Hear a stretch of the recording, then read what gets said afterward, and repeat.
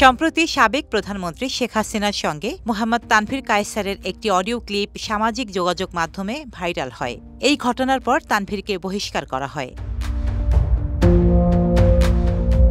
মোহাম্মদ তানভীর কায়সার হলেন যুক্তরাষ্ট্রের new York মহানগর Awami League Jackson Heights unit কমিটির সাধারণ সম্পাদক। ভাইরাল হওয়া সেই অডিও ক্লিপে তানভীর বারবার শেখ হাসিনাকে ফোনে আপা আপা বলছিলেন।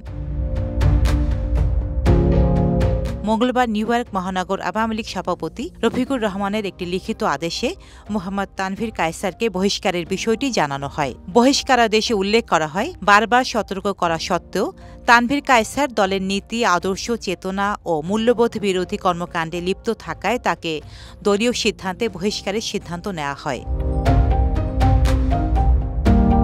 রফিকুর রহমান জানান, গত 12 সেপ্টেম্বর সাবেক প্রধানমন্ত্রী শেখ হাসিনার সঙ্গে ফোনালাপের পর তানভীর কায়সার সেই অডিও ক্লিপ সামাজিক যোগাযোগ মাধ্যমে ছড়িয়ে দিয়ে দলের সভাপতি ও সাবেক প্রধানমন্ত্রী শেখ হাসিনাকে হেয় করেছেন।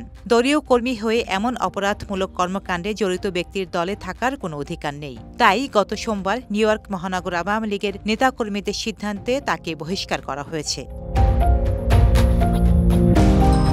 এদিকে ঘটনার পর থেকে তানভীরের ফেসবুক প্রোফাইল বন্ধ। এর আগে 5 আগস্ট ছাত্র জনতার আন্দোলনের মুখে পদত্যাগ করে দেশ ছেড়ে ভারতে পালিয়ে যান সাবেক প্রধানমন্ত্রী শেখ হাসিনা।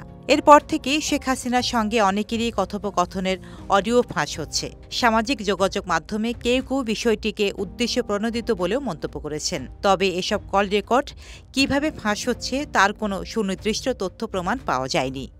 ডেস্ক রিপোর্ট, সাম্প্রতিক দেশকাল।